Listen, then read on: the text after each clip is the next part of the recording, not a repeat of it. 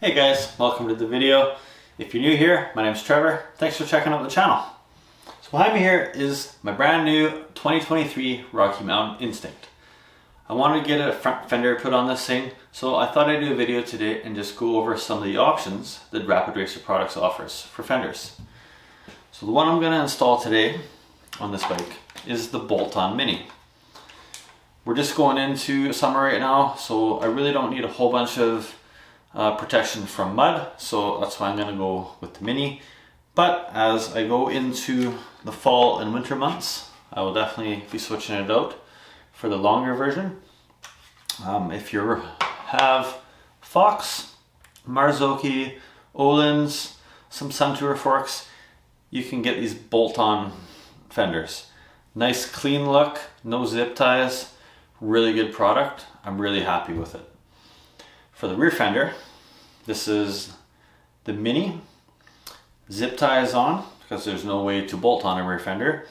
And these fenders are designed just to keep mud out of your rear suspension components. So it's not going to keep mud off of you, but it can help prolong the life of your bearings and bushings in the rear suspension components.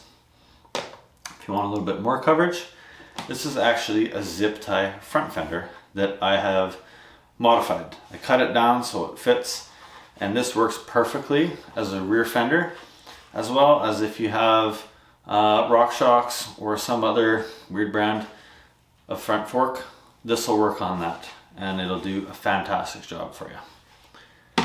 So let's go ahead and install this Bolt-On Mini.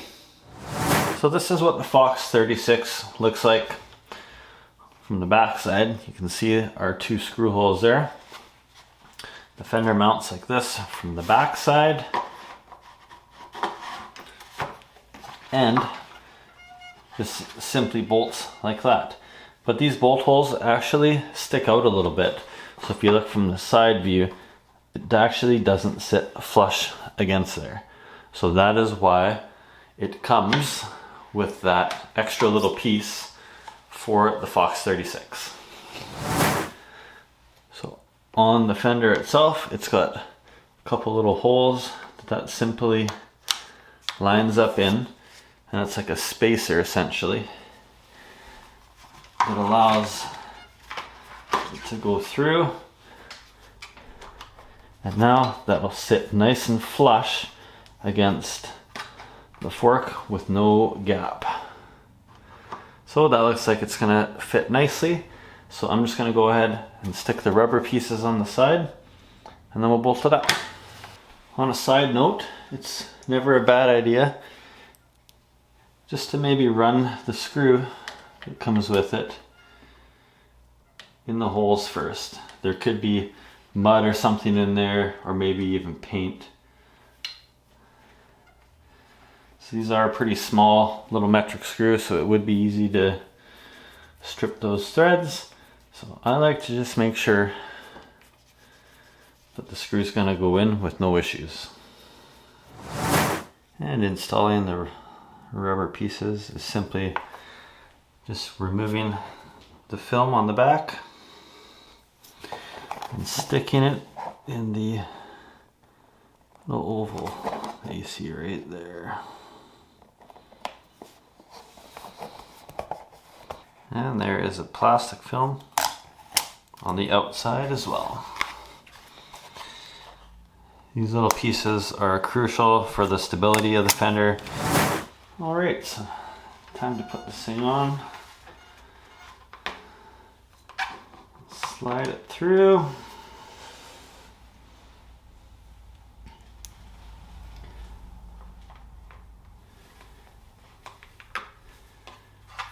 Get our bolt started. There is actually torque specs that I saw on these little bolts. They say 1 Newton meter for these.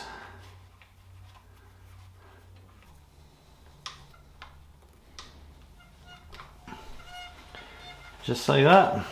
So you can see the rubber pad right here, and that's where it makes contact to your fork. That just gives it a little extra stability. So on the rear of the bike, if I was gonna go with the ProGuard rear, that would just slide in and it would purely just zip tie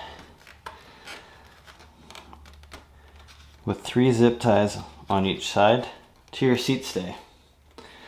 So one word of advice I would have, if you're gonna go with this rear fender, it never hurts to put a little strip of some 3M clear film where it's going to go on the side, just to prevent any rubbing scratches on your frame. So switching bikes now, you can see on this fender how it has all these kind of holes that you can punch out, and that is for a bike like this that has that cross brace over there. So you still use the zip ties on the side, but now you can throw a zip tie or 2 across on that cross brace, and that is going to make this thing absolutely solid. Moving on to the zip tie front fender, you can see I've notched it out right here, and that is to accommodate for the chain line. This thing goes on the exact same way. I modified it, put a couple holes there for tie wraps on this cross brace, as well as a few on the seat stay, and then that comes all the way down right above the bottom bracket. Does a really good job of keeping everything quite clean. This is a really good option if you're looking for more coverage for a rear fender. So that's how you install the ProGuard fender. Super easy, really nice looking fender. I'll leave a link in the description.